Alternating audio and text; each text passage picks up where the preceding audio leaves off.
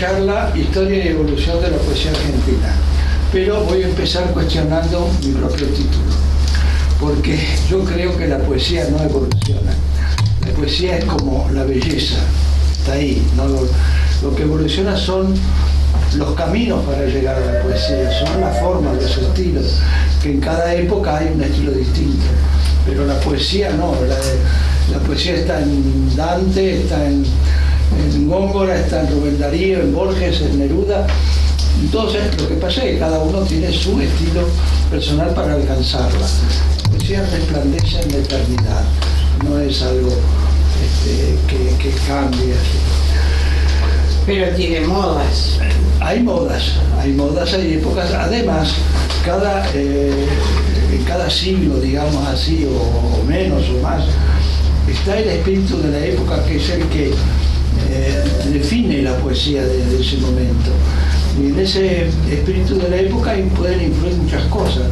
Pueden influir, bueno, aspectos históricos, sociales, filosóficos, políticos, económicos.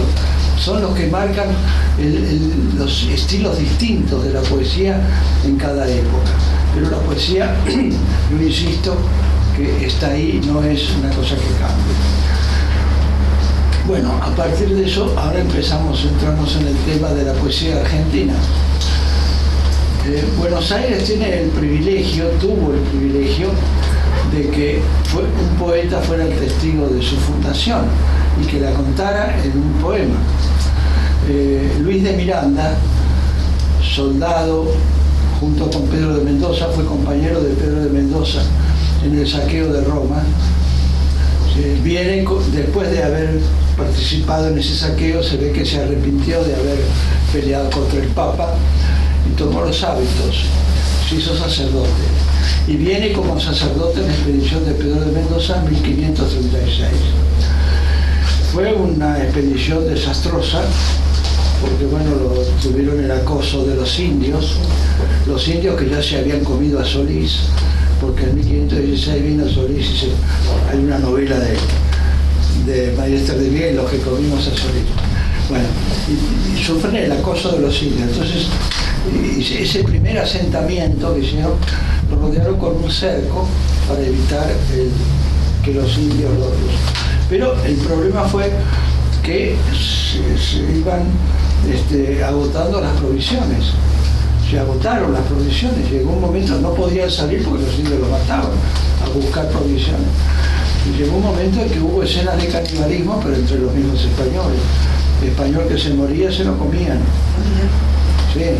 Bueno, todo eso está contado en el primer cuento de Misteriosa Buenos Aires, de Hambre, eso está contado. Y Luis de Miranda cuenta en su poema que se titula Romance, y el original está en el archivo de Indias, cuenta ese desastre, ese problema que hubo. Y estos son los versos. Fue la hambre más extraña que se vio, la ración que allí se dio de farina y de bizcocho fueron 6 onzas u 8 mal pesadas. Las viandas más usadas eran cardos y raíces, y a hallarlos no eran felices todas veces. El estiércol y las heces que algunos no digerían, muchos tristes los comían. Allegó la cosa a tanto que, como en Jerusalén, la carne de hombre también la comieron. Las cosas que allí se vieron no se han visto en escritura, comer la propia asadura de su hermano. Ese es el poema. Ay, qué bueno. Ese es el primer poema que se escribe aquí. Qué crudo. Y que describe, claro, es tremendo, ¿no? Tremendo, porque tremendo fue lo que ocurrió. Ahora es interesante anotar que no solamente fue Luis de Miranda el único escritor que llega con Pedro de Mendoza. También vino Ulrico Schmidl, que era un mercenario alemán, y que escribe El viaje al Río de la Plata, pero la escribe en alemán. Entonces no pertenece, digamos, a nuestra literatura, aunque la acompaña. Y hay otro personaje que viene con Pedro de Mendoza, que es interesante y que muchos no conocen, que es Rodrigo de Cepeda y Ahumada. ustedes les suena Cepeda y Ahumada? Sí, Rodrigo de Cepeda y Ahumada no fue el que estuvo con la mujer de... ¿No? Santa Teresa era Teresa de Cepeda y Ahumada. Y Rodrigo de Cepeda y Ahumada era el hermano de María De Santa Teresa. Santa Teresa, sí. Santa Teresa tiene una autobiografía, se llama Vida, Sí. donde cuenta que de chica jugaba con Rodrigo, su hermano mayor, jugaban a que viajaban a tierras de infieles para convertir al catolicismo. Ella no salió de la península, pero Rodrigo sí, viajó y vino a Buenos Aires con Pedro de Mendoza. Se sabe que después de que Pedro de Mendoza se va cuando ya la situación se hace insostenible, embarcan otra vez, Pedro de Mendoza ya muy enfermo, muere en el viaje, pero un grupo de los expedicionarios de Mendoza suben hasta el Paraguay y llegan a Asunción, y con ellos fue Rodrigo de Cepeda. Después ya, Espérate, eso lo leí en el libro de Pose, El largo atardecer. el lago de Caminante. Claro. En Asunción del Paraguay nace el primer escritor nacido en América, que es Ruiz Díaz de Guzmán, Sí. nieto de Álvaro Núñez Cabeza de Vaca, Sí. que es el del que habla Abel Pose. Ruiz Díaz de Guzmán escribe Argentina manuscrita, que es un texto histórico, una crónica, pero tiene el valor de que es el primer escritor nacido en tierra americana. Se lo llamaba entonces, él es hijo de conquistador y de India. Los hijos de conquistadores y de India se lo llamaban mancebos de la tierra. Él es un mancebo de la tierra. Bueno, pero Argentina manuscrita no hay que confundirla con el poema La Argentina de Ruiz Díaz de Guzmán. Ruiz Díaz de Guzmán también es testigo de la segunda fundación. No viene con Garay, 1580, no viene con Garay, pero él había venido con otra expedición de Ortiz de Zárate, se había quedado acá y es testigo de la segunda fundación, que ya es definitiva. Y Martín del Barco Centenera, que es un español extremeño, escribe La Argentina, un poema que quiere imitar la Araucana de Alonso de Ercilla, pero que es bastante inferior. Bueno, la Araucana es un poema épico, pero la Argentina de Martín del Barco Centenera es una crónica rimada, como era de Luis de Miranda, pero tiene un valor importante, es el que da valor, el que da nombre a nuestro país. Nuestro país nace de la poesía. El nombre de nuestro país nace del poema, porque él ya utiliza la palabra, pintura argentina, el gentilicio, la Argentina es el título. Y después Diego Guzmán utiliza la Argentina manuscrita. Y utiliza el gentilicio argentino también. Y es muy interesante el poema aunque no es poesía, yo digo, es crónica rimada, porque cuenta las costumbres de los indios, que ya los indios se habían apaciguado, ya no eran los de la época de Solís y de Mendoza. Él dice, por ejemplo, una estrofa de Martín del Barco Centenera: en el cuerno le pone de la luna el argentino reino y su ribera, no utiliza el argentino, y dice que no puede haber alguna provincia de riqueza en tal manera cual esta, aunque rodee en todo el mundo desde el polo primero y el segundo. Después tiene otra. Eso es del Barco Centenera. Martín del Barco Centenera. Tiene una calle en Caballito. Sí. Y este es otro. Siempre me agarraba yo cuando Sí. iba a Flores o volvía de Flores. Y esta es otra estrofa de la Argentina. Tan sueltos y ligeros son, que habla de los indios, Sí. tan sueltos y ligeros son que alcanzan corriendo por el campo los venados. Tras fuertes avestruces se abalanzan, hasta de ellos se ve apoderados. Con unas bolas que usan los alcanzan, si ven que están lejos y apartados, y tienen en la mano tal destreza que aciertan con la bola en la cabeza. Oh, Sí, la boleadora, sí, La boleadora. ¿Vos me permitirías?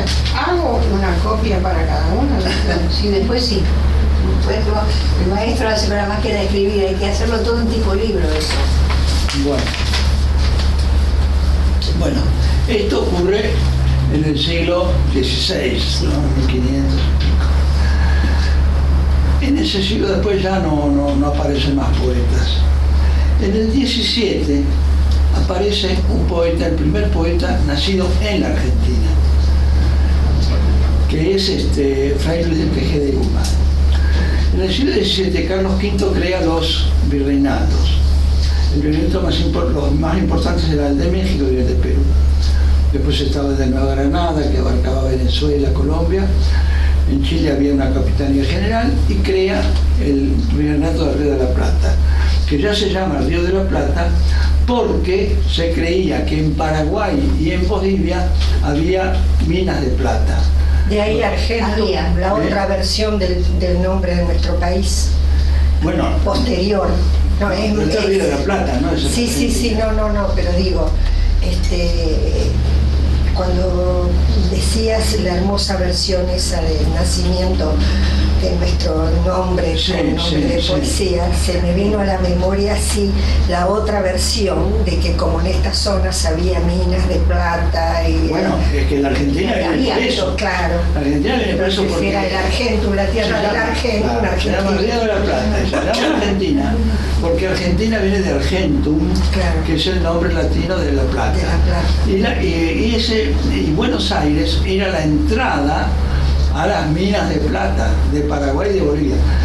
Hubo una equivocación, en Paraguay no había minas de plata, pero en Bolivia sí, Potosí había minas de plata. Y la Argentina se llama así. Esa parte está llena de oro, plata. Claro. Y por eso se llama Argentina. Tiene razón. Potosí, el Potosí, Decide la Barri. Claro. Bueno, Carlos V entonces crea los virreinatos. En la Argentina se crea el virreinato del Río de la Plata. Y junto con los virreinatos, por lo general se crean conventos en cada lugar, en cada virreinato, y junto a los conventos las universidades.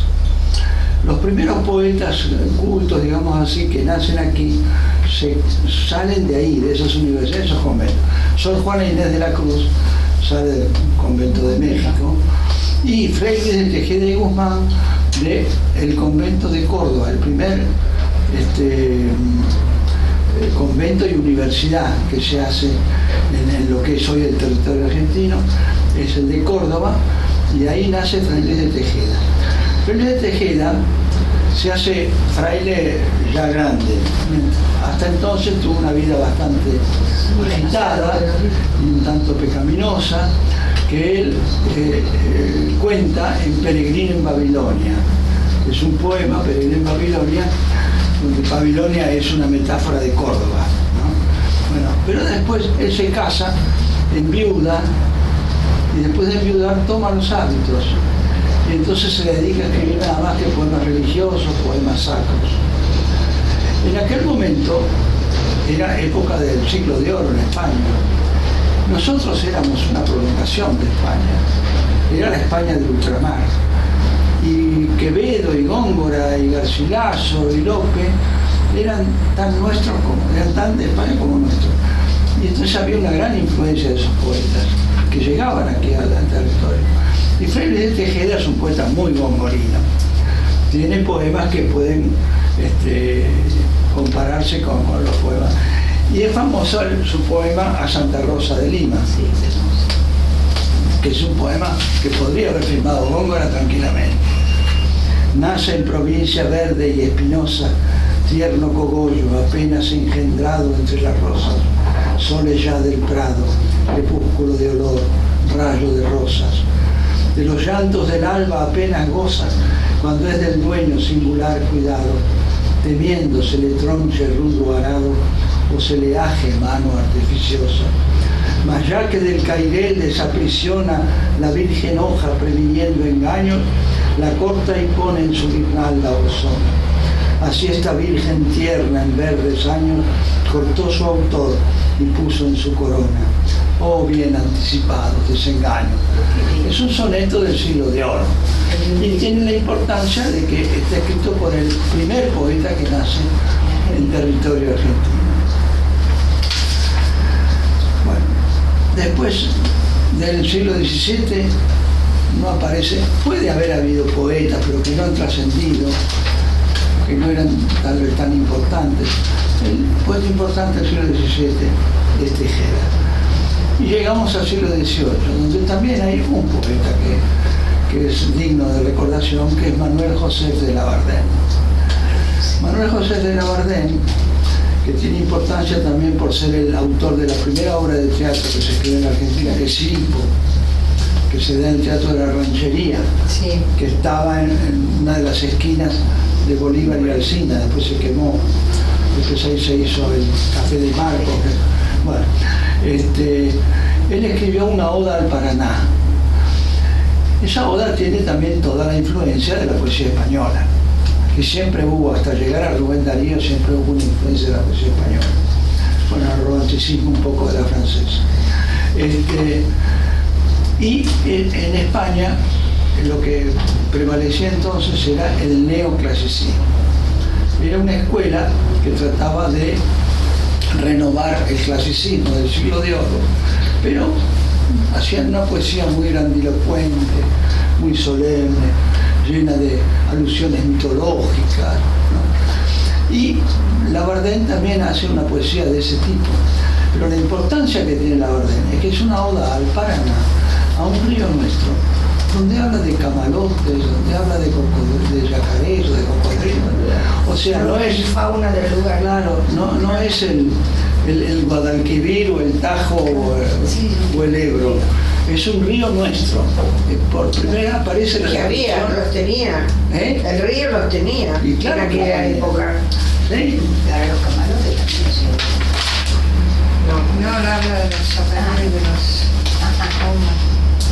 Por ejemplo, tengo dos estrofas de Oda al Paraná. Augusto Paraná, sagrado río, primogénito ilustre del océano, que en el carro de nácar refulgente, tirado de caimanes recamados, de verde y oro, vas de clima en clima, de región en región, vertiendo franco suave frescor y pródiga abundancia. Desciende ya, dejando los aromas de juncos retorcidos y dejando la banda del silvestre camalote, pues que ya el ardimiento provocado del heroico español, cambiando el oro por el bronce marcial, te allana el paso. Un tono grandilocuente, así como el de los neoclásicos, pero aparecen los camalotes, los juncos, los caimanes, que son típicamente criollos. A mí me hace recordar esto un poco al estilo arquitectónico del churrigueresco, que toma el barroco Claro. y le incorpora elementos locales Claro, en el caso de Perú, ¿no? siempre los estilos, por ejemplo, de la poesía se corresponden con los de la arquitectura. No, la madre con los de la todas música. las artes es la arquitectura. La ¿Estás arquitectura. conmigo? Y es una arquitecta. Siempre lo digo. La madre de todas. Raskin dijo que la arquitectura y la poesía son Son los dos elementos que pueden sobrevivir al olvido. Pero bueno, la arquitectura también puede haber un terremoto y caer. En fin. Pero queda lo mismo. Históricamente hablando, este es un aporte que hace la dinastía de los Borbones, porque ahora estamos entrando en el periodo en que los Borbones toman el poder después de los Habsburgos. Sí. Y ese es un cambio político que se manifiesta también en la poesía. Es lo que yo La decía, influencia siempre borbónica, sí. hay influencias de tipo histórico, social, costumbrista, político. Si estás metido en ese momento, las cosas te llegan, únicamente que te llegan una burbuja. Claro. Las cosas del mundo y de afuera te llegan. Y las artes se corresponden, la música con la pintura, con la arquitectura, con la poesía. Siempre hay una correspondencia, claro, habría que poner todo en el contexto, pero si hablamos de las demás artes ya divagamos mucho. Bueno, dije que del siglo XVIII el más importante era Acá hubo una, no sé si era monja, que fundó un convento, no me acuerdo si era calle, acá en Buenos Aires, Sor Figueroa de la Paz. María Paz y Figueroa. María de la Paz y María- Figueroa. Claro, que es el convento que está en la calle Independencia. Claro, que es de clausura. Sí. Es de clausura. Pero yo lo fui a conocer, por más Sí, que fuera sí. de clausura, Nos llevaron. Pero eso creo que es principios del 19 sería, o fines del No. 18. Es de 1700. Entonces fines del 18 sería. Uno de los edificios más antiguos de Más Buenos Aires. antiguos, no tiene ochavas. Claro. Eso es lo único que queda, porque no queda casi nada. Bueno, en San Telmo quedan algunas casas muy antiguas, desde fines del siglo XVIII. Está en el pasaje San Lorenzo, hay varias casas, además está la casa más estrecha de Buenos Aires. Ah, esa no me acuerdo, sí, la Enfrente del Parece, metro. sí. Y ahí hay varias casas, incluso hay una casa donde dice que ahí vivió Rivadavia. Y en San Telmo todavía quedan, ¿no? Pero el pasaje San Lorenzo es donde empieza la novela Amalia de José Mármol, de Eduardo Belgrano, que es el sobrino de Manuel Belgrano, es el protagonista en la ficción, huye de la partida de Rosa de la Mazorca y escapa por el pasaje San Lorenzo, que todavía existe, se llama igual. Y entonces se embarca porque el agua, el río llegaba ahí hasta nomás. Tenía el botecito. hasta ahí nomás. Y no, Uruguay era lo más cerca que teníamos. Bueno, a fines del siglo XVIII hay algunos poetas, pero poetas menores, como por ejemplo Pantaleón Rivarola, que escribe poemas así de tipo popular. Está Domingo de Ascuénaga, hermano de Miguel de Ascuénaga, que sería después vocal de la primera junta. Domingo de Ascuénaga escribe fábulas al estilo de Samaniego, de Iriarte. Después hay otro poeta, Juan Baltasar Maciel, que se lo recuerda porque tiene un poema que empieza: aquí me pongo a cantar Al compás de la vihuela. debajo de aquestos talas. Y es el primer verso que lo toma José Hernández para Martín Fierro. Pero yo te digo, son poetas de fines del siglo XVIII, que algunos llegan al XIX, pero son poetas, en realidad poetas menores, aunque tienen calle, Pantaleón Rivarola tiene su calle. Y llegamos entonces a los poetas de la independencia. Los poetas de la independencia todavía continúan siendo neoclásicos, también son grandilocuentes, también apelan a la mitología griega, y cantan, por ejemplo, Vicente López y Planes, que escribe El triunfo argentino, festejando el triunfo de las invasiones inglesas.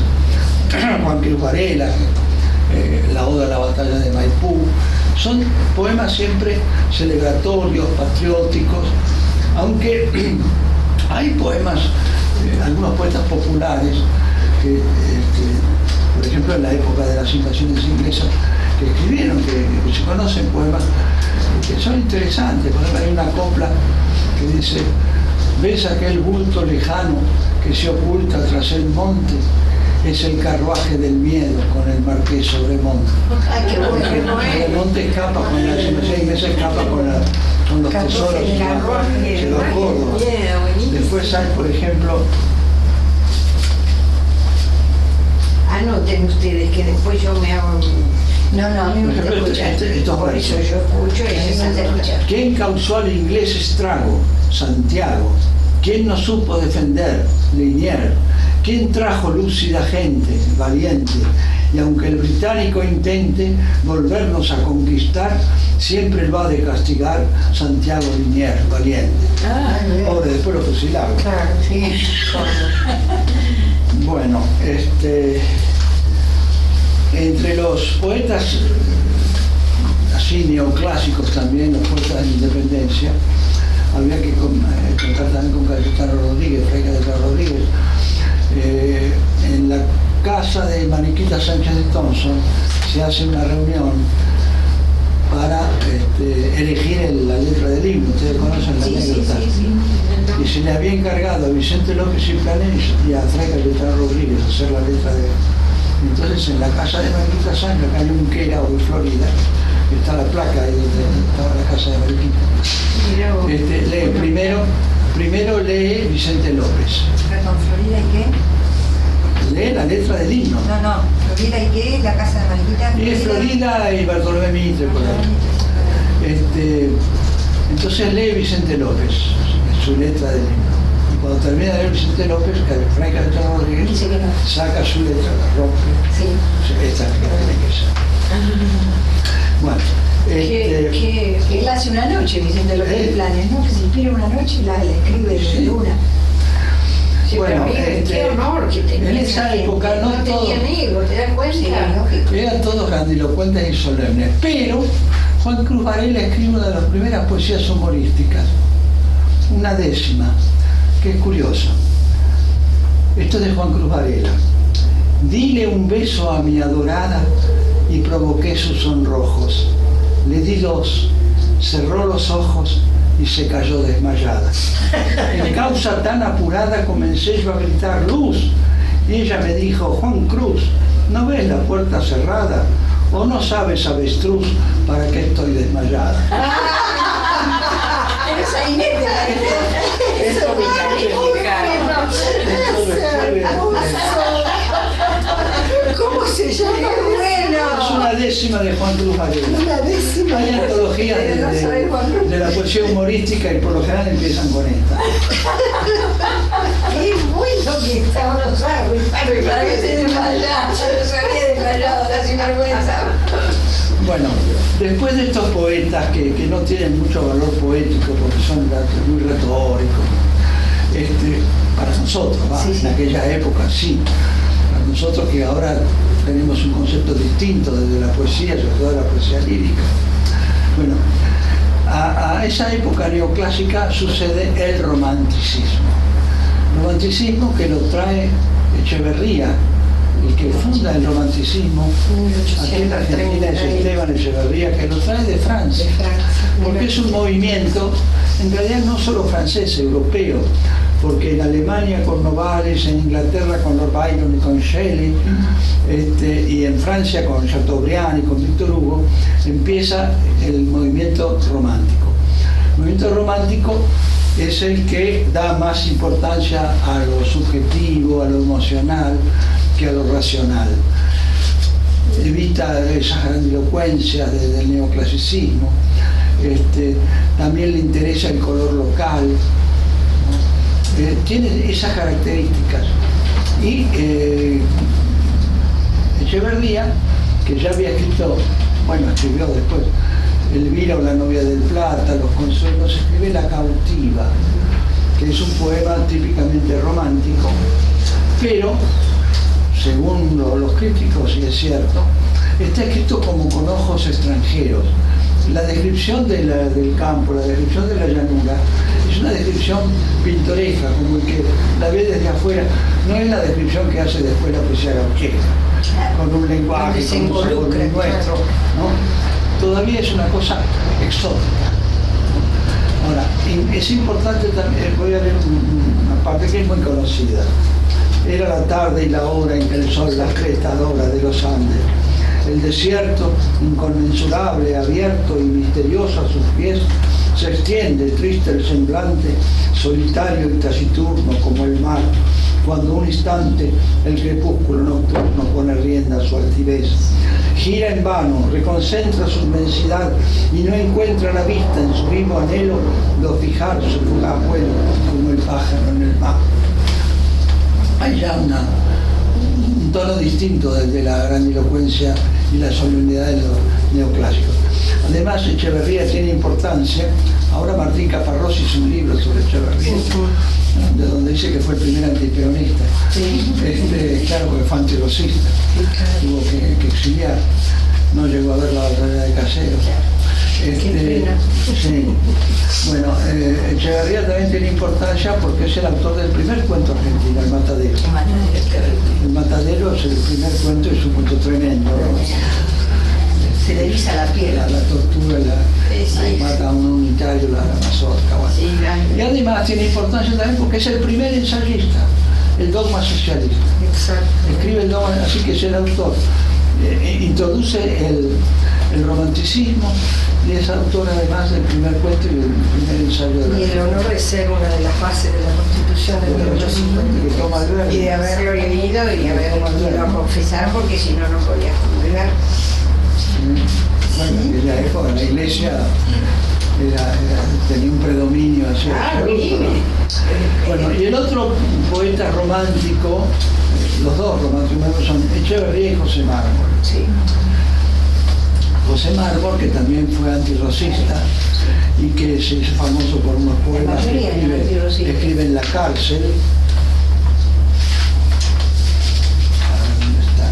El que había hecho un ensayo muy lindo en el Matadero era María Rosa Lojo, ¿te acordás? Sí, ella escribió. Mármol escribe Los Lamentos, lo escribe en la cárcel de Rosa. Y él dice: sí, rosas, te maldigo, jamás dentro de mis versos la hiel de la venganza mis horas agitó. Como hombre te perdono mi cárcel y cadenas, pero como argentino las de mi patria no. Sí, rosas, vilipendia con tu mirar siniestro el sol de las victorias que iluminando está. Disfruta del presente, que el porvenir es nuestro, y entonces ni tus huesos la América tendrá. Se equivocó, los huesos están en la Recoleta. Sí. Los trajeron los terroristas. Sí. Bueno, además Rosa Mármol, así como Echeverría hizo el primer cuento, el primer ensayo, Mármol hace la primera novela, que es Amalia. Y es una novela muy entretenida. Hoy nadie la lee, pero es una novela que está muy bien hecha. Donde el protagonista... Que se han hecho nuevas ediciones, que habría que hacer nuevas ediciones, que la gente... Sí, bueno, en las escuelas tal vez se da. En las escuelas no se da nada, Sí. las maestras pidan. Bueno, en mi época se hablaba de Amalia, bueno. Hermosa. Yo en el secundario lo tuve como texto, que había que leer y analizar. En el secundario también tenía una profesora de literatura, que era una maravilla, pero hoy Claro, Amalia Sáenz de Olavarrieta es la protagonista, que vivía en la calle Larga, que es Montes de Oca. Montes de Oca, Montes de Oca. Y el protagonista es Eduardo Belgrano, que es su sobrino. En realidad hubo otro Manuel Belgrano, sobrino de verdad del prócer, que escribió una obra. Yo lo vi, lo leí en la historia de la literatura de Ricardo Rojas, pero no le da importancia, es una obra menor, seguramente, pero también hubo un Manuel Belgrano escritor. Bueno, después del periodo romántico aparece la poesía que es más nuestra, más original, que no tiene influencia de ninguna otra poesía, ni de España, ni de ningún otro, que es la poesía gauchesca. La poesía gauchesca que nace, se desarrolla y muere en el siglo XIX. La poesía gauchesca utiliza todos los elementos del campo, las costumbres del campo, pero además con el lenguaje de los gauchos. Todo tiene un sabor muy nuestro. Hay antecedentes de esa poesía, que son los cielitos del uruguayo Bartolomé Hidalgo. Bartolomé Hidalgo escribe los cielitos patrióticos, escribe los diálogos patrióticos. Acá está. Cielito, cielo cantamos, cielito de la unidad, unidos seremos libres, sin unión no hay libertad. Cielo, cielito y más cielo, cielito siempre cantar, que la alegría es del cielo la libertad. Es una poesía que se acerca más a la cosa popular, ¿no? Sin ser exactamente gauchesco, ¿no? Los tres poetas gauchescos más importantes que hacen poesía son Hilario Ascasubi, Estanislao del Campo y José Hernández. Hilario Ascasubi es un personaje muy interesante. Tuvo también una vida bastante agitada, fue navegante, fue soldado, participó en la batalla de Caseros, estuvo exiliado en Uruguay. En Uruguay puso una panadería, parece que ganó bastante plata. Era muy amigo de Mitre. Y Mitre, después de Caseros, lo nombra comisionado en Europa. Él vivió muchos años en París, Hilario Ascasubi. Hilario Ascasubi firmaba con seudónimo Paulino Lucero y Aniceto el Gallo. Hay un libro de Aniceto el Gallo. Aniceto el Gallo. En Uruguay. Escribió en Uruguay, pero el seudónimo Santos Vega o Los Mellizos de la Flor, que es un largo poema, lo escribe en París. toma como personaje a un payador legendario de los pagos de San Clemente de Tuyú, que era Santos Vega, que según se decía había payado con el diablo. Era un personaje legendario que después lo tomó Mitre, también escribió sobre él. Después Rafael Obligado va a escribir sobre Santos Vega.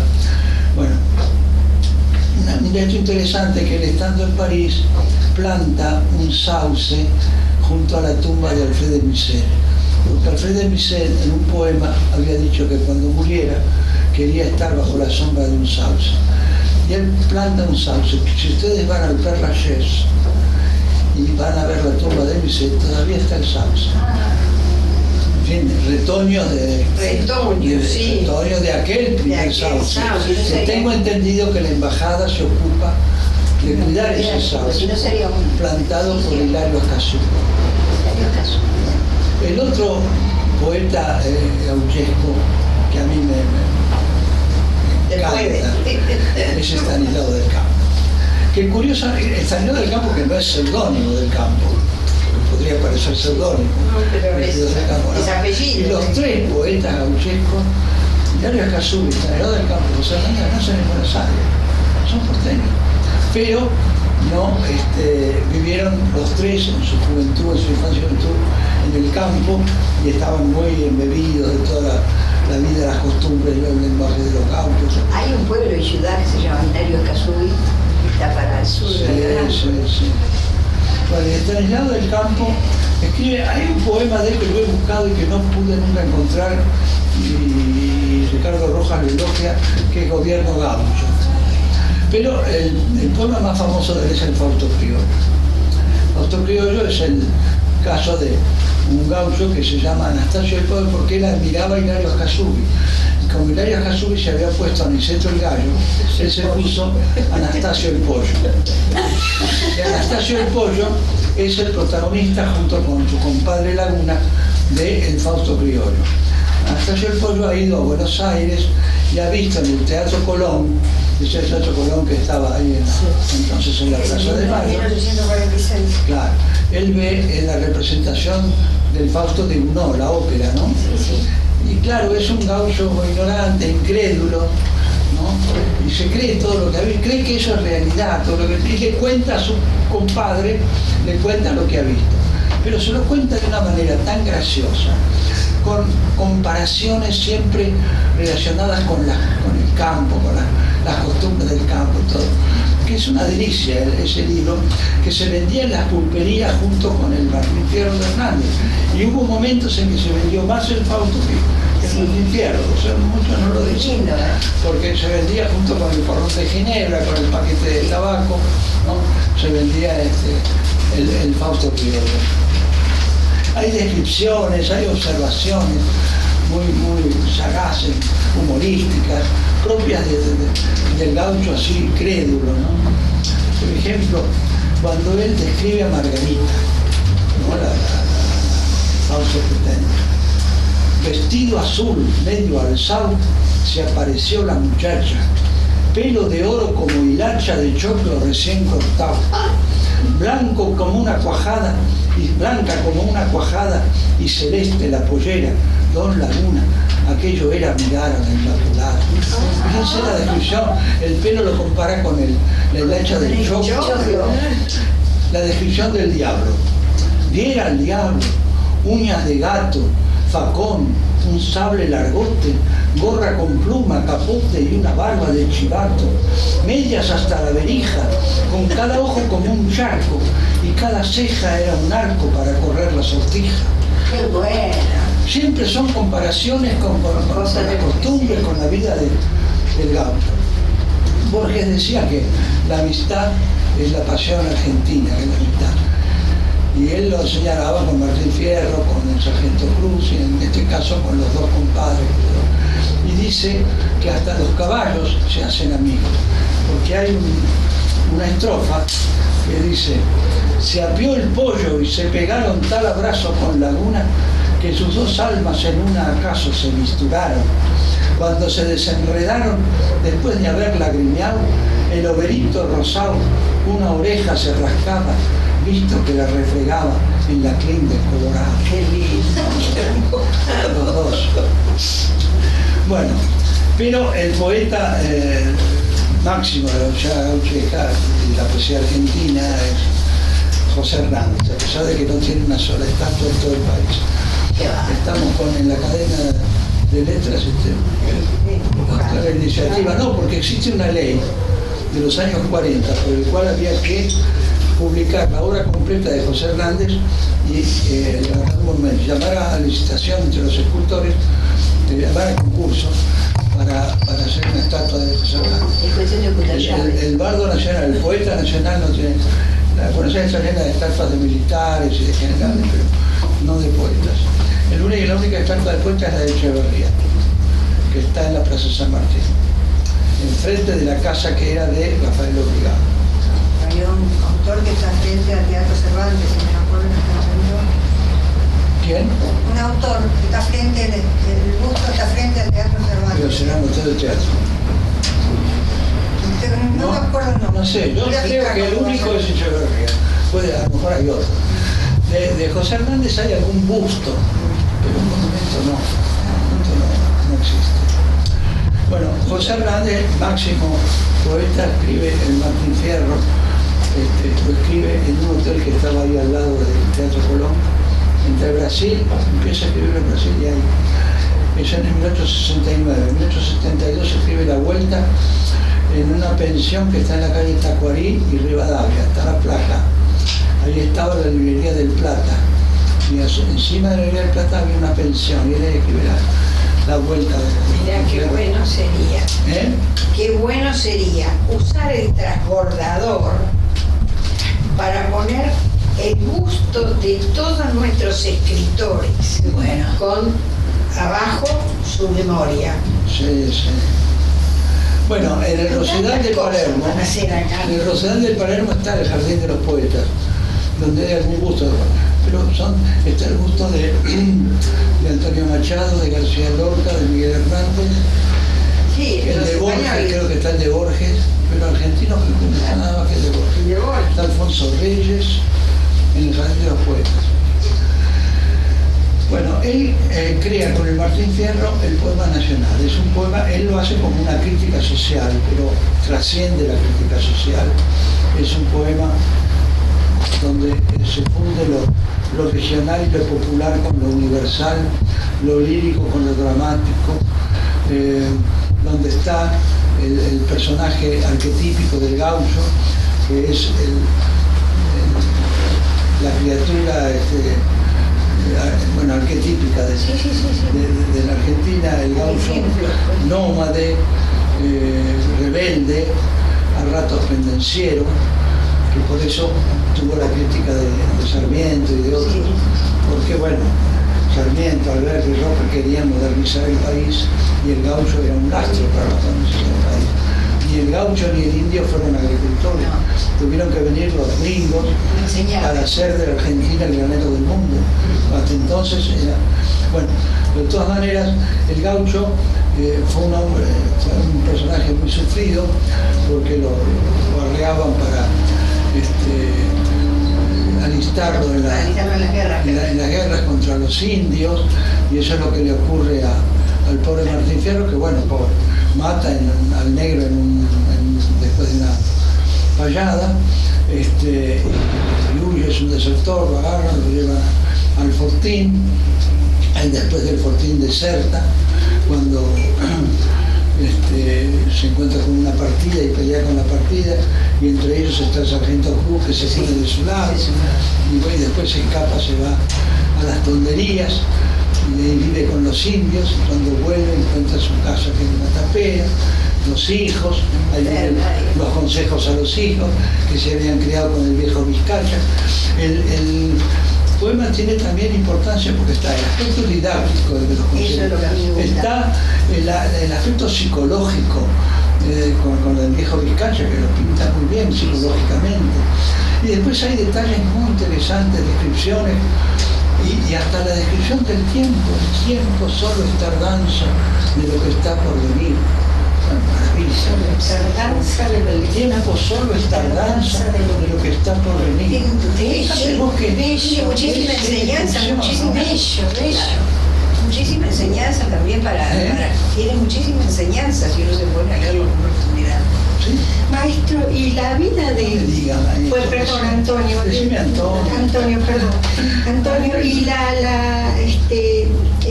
la vida de José Hernández refleja Sí. o tiene algún atisbo que se pueda percibir a través de, por ejemplo, de esta Sí. José Hernández nació en Buenos Aires, pero se crió en el campo porque el padre era mayordomo de una estancia. Ajá. Y él se cría allí. Y él toma partido por el gaucho.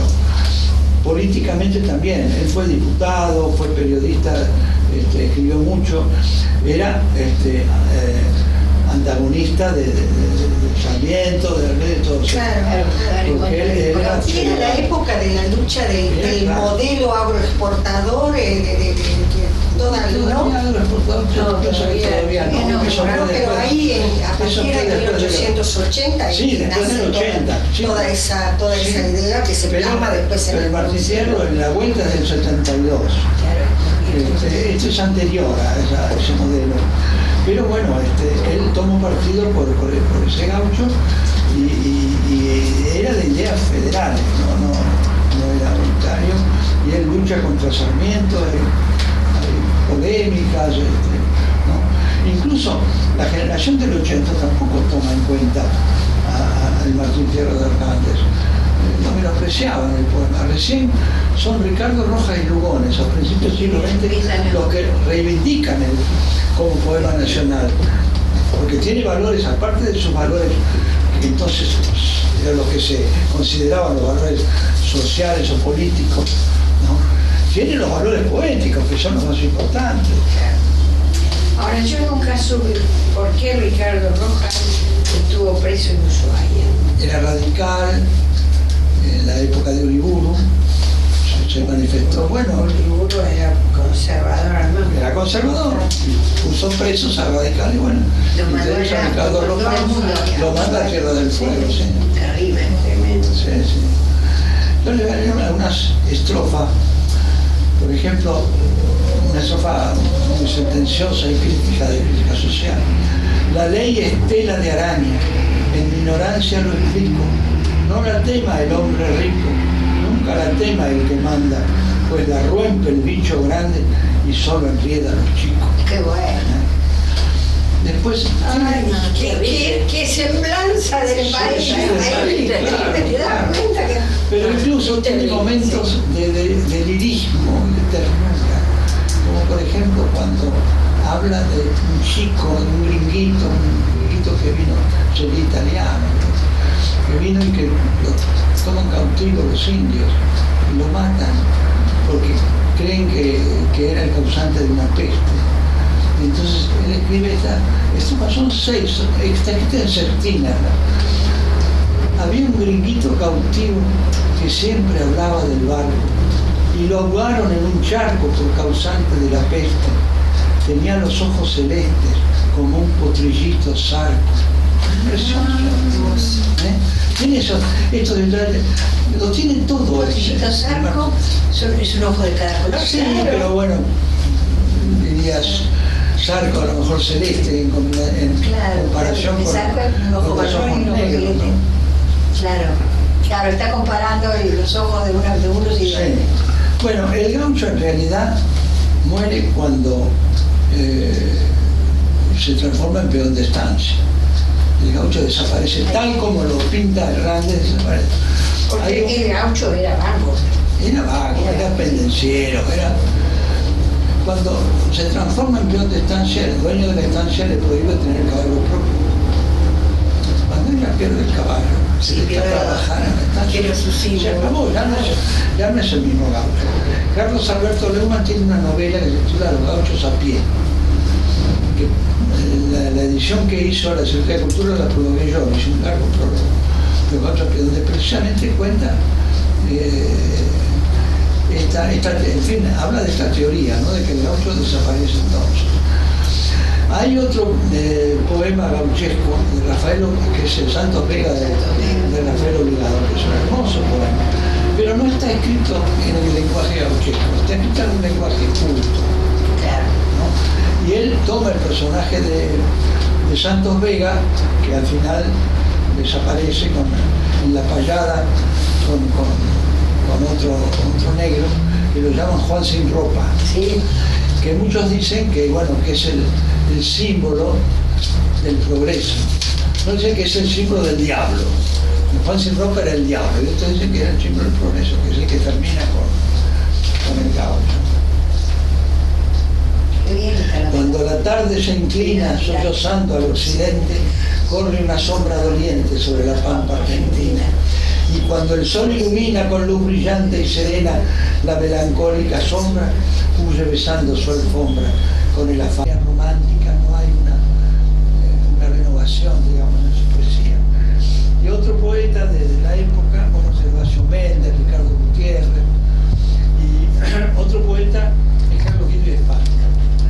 Carlos Guido Hispano, que durante años fue considerado también un poco el bardo nacional. En los últimos años los pasó en la cama con su gran barba blanca. Los chicos de las escuelas iban a visitarlo con un prócer viviente. Y me contó Dardo Cunio que de chico en la escuela lo llevaron a ver a Guido Hispano. Y después llora, la buena rama de Chatagua. Y además tiene unos versos que han quedado, unos versos de elogio a Buenos Aires, unos versos muy graciosos. He nacido en Buenos Aires, no me importan los desaires con que me trata la suerte. Argentino hasta la muerte, he nacido en Buenos Aires. Bueno, son poetas que en realidad continúan un poco a los románticos, ¿no? Ah, viene después. Ahora viene. Ahí viene mi ídolo. Ahora no, ahora viene el modernismo. El modernismo que lo trae Rubén Darío, que vive 5 años en Buenos Aires, después vino varias veces, pero por poco tiempo. Pero vino, fue el que instituyó la costumbre de las peñas literarias, y recogió a los bohemios que andaban sueltos así, porque a él le gustaba mucho la vida bohemia. Sabe que él viene como cónsul de Colombia, y su amigo Rafael Núñez, que había sido presidente de Colombia, lo recomienda para que lo nombre cónsul aquí, con un buen sueldo, y vivía muy bien los 2 primeros años, hasta que muere Rafael Núñez y se queda sin consulado, y tuvo que trabajar para vivir. Y entonces trabajó como periodista, primero se empleó en el Correo, y después trabajó como periodista. Antes había estado en Chile, donde escribió Azul, que es el manifiesto del modernismo. Sí. Bueno, el modernismo es una escuela que tiene una gran influencia de los simbolistas franceses. Ahí empieza a desaparecer un poco la influencia española y empieza la francesa. Los poetas simbolistas eran sobre todo Verlaine, la música ventouilleuse, la música ante todo, y los parnasianos, eran poetas muy afectos a la mitología griega. Sí. Bueno, y Rubén Darío toma de los simbolistas y de los parnasianos esos elementos y hace una poesía completamente distinta. Una poesía preciosista, elegante, refinada, con sobre todo musicalidad, nada de vulgaridad, también con elementos de la mitología, ¿no? Y sobre todo una poesía muy musical. La princesa está triste, que tendrá la princesa, los suspiros escapan de su boca de fresa, que ha perdido la risa, que ha perdido el color, la princesa está pálida en su trono de oro, que está con el teclado de su clave sonoro, y en un vaso olvidado se desmaya una flor. Es muy musical. Además tiene unas imágenes, unas metáforas, todo lo que escribe Darío. Escribe también poemas muy convencionales, poemas de circunstancias, pero los grandes poemas de Darío, tiene Lo Fatal, por ejemplo, que son los grandes poemas de la lengua mexicana. Bueno, y él influye mucho en toda la poesía de América. Hubo como siempre antecedentes.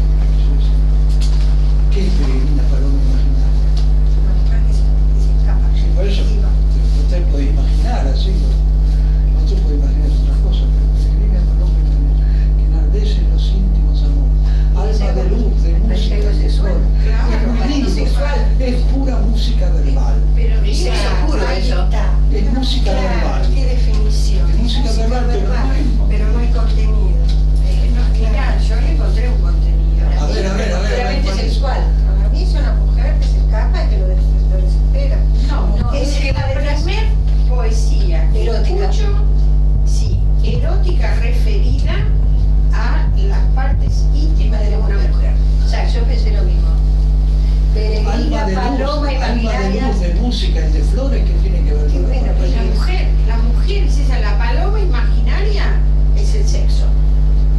¿Por qué imaginaria? El sexo Porque real. porque la imagina, la El sexo imagina. real. ¿Por qué peregrina? Porque no llegaba no llegaba nunca. No puede hacer.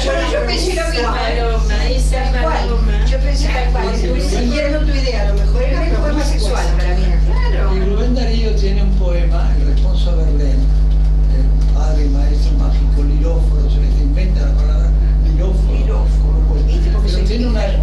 un verso que dice que púberes canéforas te ofrenden el acanto. Que Que púberes canéforas te ofrenden el acanto. No sé qué es una Y un reo dijo, lo único que entendí fue la palabra que.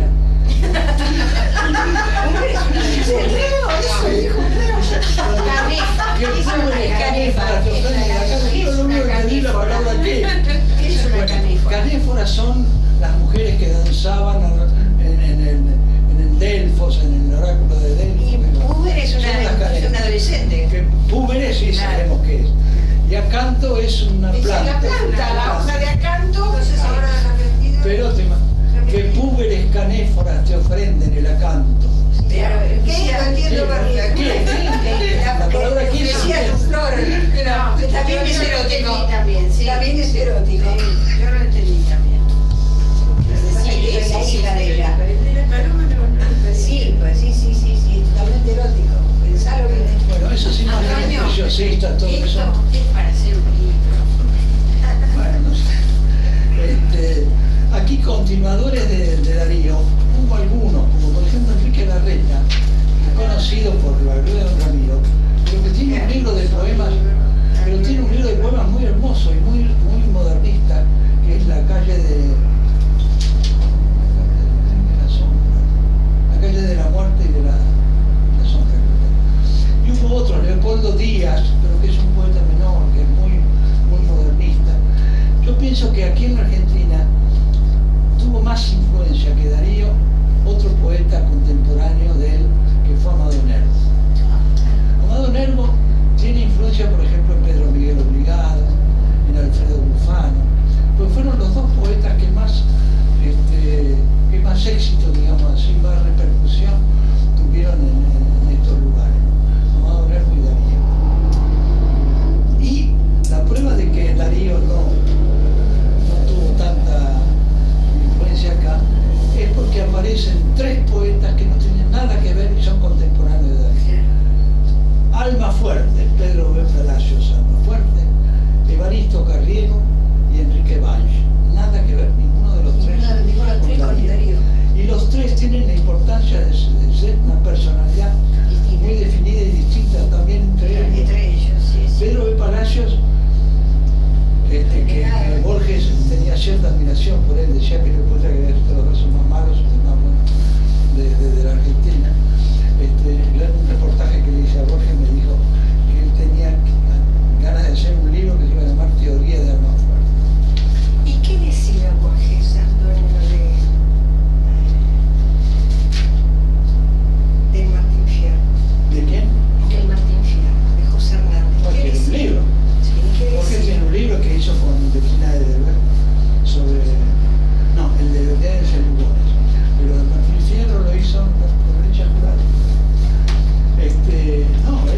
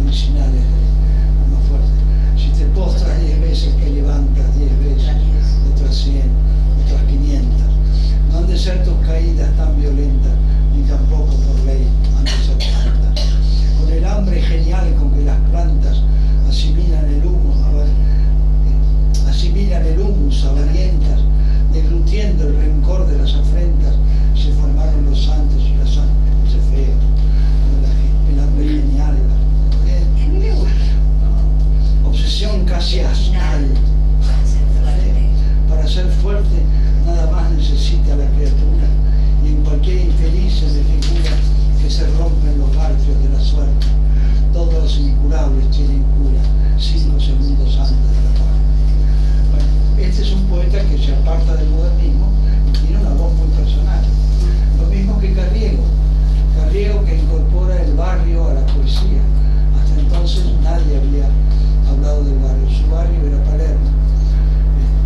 Y él hace una poesía intimista, sentimental, de pronto un poco sentimentaloide también, donde pinta los personajes típicos del barrio, la obrerita, la costurerita, el compadrito, ¿no?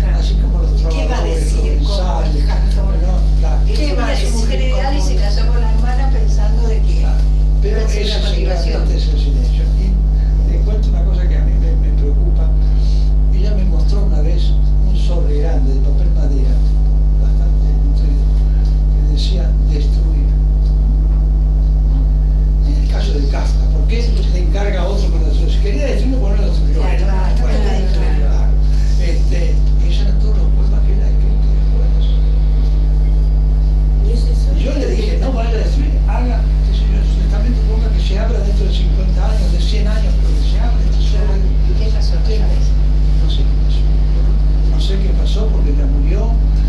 Él tenía un hijo que murió joven, tenía dos hijos, Marta y un hijo, que creo que se llamaba como él, pero murió a los 40 y tantos años, pero estaba casado, o sea que había un nieto. Yo pienso, sí, a lo mejor debe tener ese nieto, pero no sé. ¿Y esta hija que falleció tenía hijos, tenía descendencia? No, murió soltera. Soltera. Qué lástima. Sí. Pero es un libro clásico, canónico. ¿Usted pudiste ver el contenido de ese sobre? No. No. Ya me mostró El sobre, solo Sí, con la eso está palabra. pegado, claro. No lo pude ver. Se enseñó sobre El caso de Banch es un caso muy interesante, muy curioso en la literatura argentina. Borges le dedica un poema, dice que tuvo la fortuna de que una mujer no lo quisiera, porque gracias a eso escribe la voz. Gracias a que la mujer no lo quiso, escribe la voz. Bueno, después aparecen, después de los postmodernistas, que hay postmodernistas, yo comenté ya el caso de Pedro Miguel Brigado y otros, aparecen dos poetas antes de la explosión más importante que es la de Borges, la del ultraísmo. Aparecen dos poetas muy personales. Uno es una mujer, la primera mujer, Alfonsina Storni. La primera mujer, la primera feminista. Tiene dos etapas. Una etapa que es la etapa romántica, en la que critica el pretendido predominio del hombre sobre la mujer, que me quiere blanca. Y después la segunda etapa, que es la más, para mí la más interesante de ella, la más personal, la más original, que es una etapa donde ella tiene la angustia de la muerte, la obsesión de la muerte. Está en Oscar y Trevor, los 17 esposos. Ellos se suicidan en el 38. No. Sí, Sí, en el 38. El 25 de octubre del 38. Sí, cerca de la fecha en que se suicida Quiroga. Quiroga se suicida antes. Pero están ahí, Y Lugones con se suicida meses de después. diferencia. Sí, Con meses de diferencia. Con poco tiempo de diferencia se suicidan Quiroga, Alfonsina Alfonsina y Lugones. Que se dijo que Quiroga se decía que era el padre, Sí. que había tenido. Creo que era un político el padre. No sé, no, el padre no fue Quiroga. Yo tengo anotado que es el padre. Fue un político, ¿no? Sí. El padre de Es el que prologa el primer libro de ella, La inquietud del era un Rosario. político. Sí. A mí me contó Ratio, Esteban Fernández, él vivió en Río Negro y allí estaba el juez de paz, creo que era Lastra, el apellido, que un día borracho le dijo que él era el padre de El hijo de Alfonsina. borracho. Puede ser la verdad, ¿no? Pero bueno, eso no tiene demasiada. Ese señor se dedicó a una época que estaba mucho en televisión, que hacía como reportajes, de esto hará unos 20 años más o menos, 15, 20 años. El hijo de Alfonsina. Ah, el hijo. Sí, sí, yo conocía al hijo. Tenía un programa muy pequeño donde hacía reportajes. Bueno, esa preocupación obsesiva por la muerte la lleva al suicidio. Y ella en Mar del Plata, cuando se suicida 2 o 3 días antes, escribe un poema, un soneto que le manda a Eduardo Mallea, que dirigía el suplemento de la Nación. Y Mallea, cuando lo recibe, ella ya estaba muerta. Se lo manda por correo. Parece que está en el documento. Y lo publica en el domingo siguiente. Porque en realidad no se introduce en el mar, se tira. Ella se tira, ella va hasta el espigón, en la punta del espigón ella No se se tira. introduce. Esto lo cuenta Ortiz Barili, que era periodista, que Sí. reconoció el cadáver, y cuenta que en la punta del espigón quedó el zapato. Se llama el anillo. Quedó enganchado el zapato. Así que ella no entró en el mar como No, se como tiró, dice. que se tiró. Y el soneto que le manda a Mallea, que es lo último que escribe, dice: dientes de flores, cofias de rocío, manos de hierba, tú, nodriza fina, denme puestas las sábanas terrosas y el edredón de luz los escardados. Voy a dormir, nodriza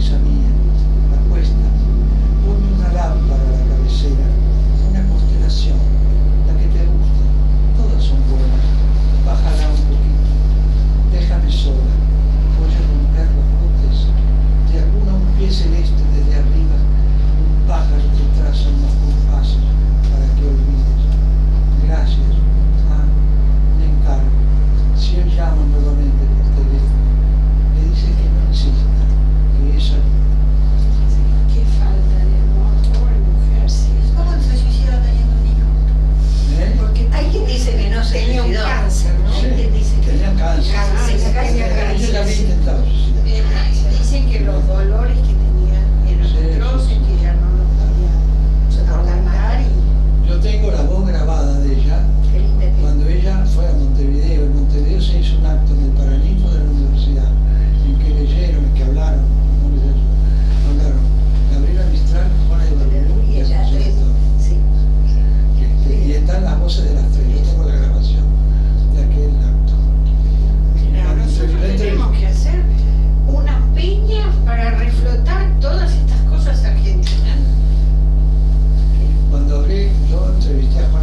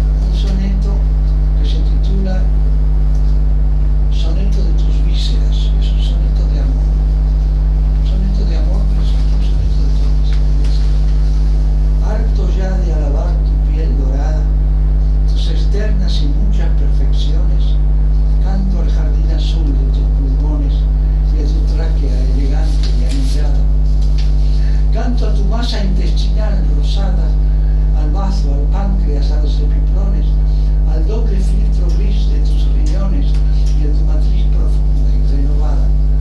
Canto al tuétano dulce de tus huesos, a la linfa que embebe tus tejidos, al acre olor orgánico que exhalas. Quiero gastar tus vísceras a besos, vivir dentro de ti con mis sentidos. Yo soy un sapo negro con 2 alas. Ay, qué bueno. Es muy original. Es muy original. Hay gente que no le gusta. Pero Ime, vos sabés que hay un cuento para chicos de que el príncipe es un sapo. Sí. No me acuerdo de quién es. ¿Te acordás del príncipe que era un sapo? Que había que darle un beso, la princesa le dio un beso y se convirtió de nuevo en príncipe. Yo se lo leía a mis nietas, esos poemas. Bueno, entonces después lo que decimos el romanticismo, después la poesía gauchesca, después el modernismo, dentro del modernismo, el sensibilismo de Fernández Moreno, y después viene el grupo, la generación más importante que ha dado la literatura argentina, que es la generación llamada del 22 o del Martín Fierro, la generación de Borges.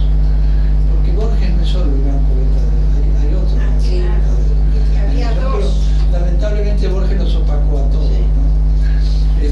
Borges trae el ultraísmo de España. Había vivido en España varios años, primero en Suiza, después en España, en Madrid, en Mallorca y en Sevilla.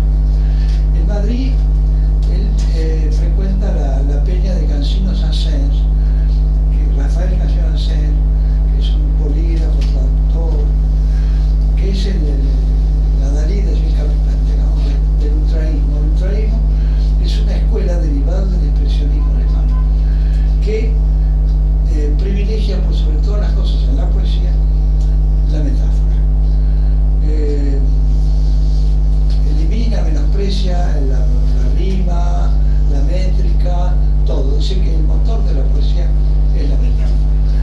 Y Borges trae aquí esa escuela que enseguida aprende, y entre sus compañeros de generación, los que escriben así, traigo los primeros libros de Borges son ultraístas, y los primeros libros, por ejemplo, de González Lanuza, de Marechal, de Molinari, son ultraístas.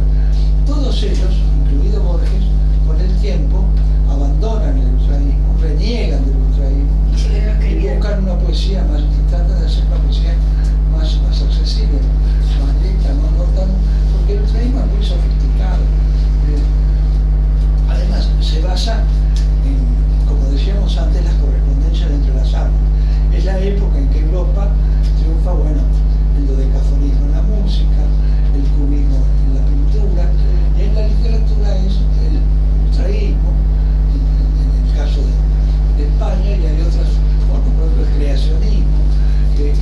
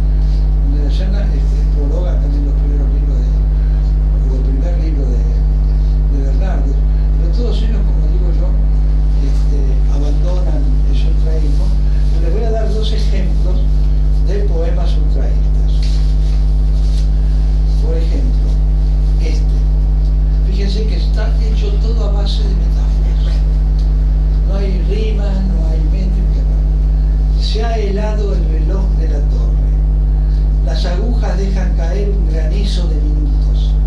En el vaso de las campanas se emborrachó el silencio con un vino de bronce. Qué bárbaro. Son todo metáforas. Esto es de Marechal. El verso de En Marechal. el vaso de las campanas Se emborrachó el silencio con un vino de cobre. Esto es todo metáforas, todo metáforas. Y estos otros que son de... Este es de Borges. Con la tarde se cansaron los 2 o 3 colores del patio. La gran franqueza de la luna llena ya no entusiasma su habitual firmamento. Patio, cielo encauzado. El patio es el declive por el cual se derrama el cielo en la casa. Son todas metáforas, todas imágenes y metáforas. Pero se nota sobre todo que hay un esfuerzo intelectual. Claro, Cuando está uno hecho, lee no esto, sale así. advierte el esfuerzo intelectual para poder... Le falta la naturalidad. Escriben de una sentadita. Y todos vuelven a la poesía tradicional. Incluso Borges, bueno, el soneto, porque como queda ciego, el hecho de que el soneto tiene rima, le hace recordar a él, mnemotécnicamente, para recordar el poema, se lo recuerda como soneto. Lo cual indica que cuando él hacía verso libre en ultraísmo, sabía hacer soneto. Perfecto, No yo lo no hacía porque podía. no le daba la gana, porque quería hacer esta otra cosa, pero con su verso es un soneto perfecto. Sí. Él, por ejemplo, él y otro más, puede ser un soneto, otro más de Bernardo, puede ser un soneto de Borges.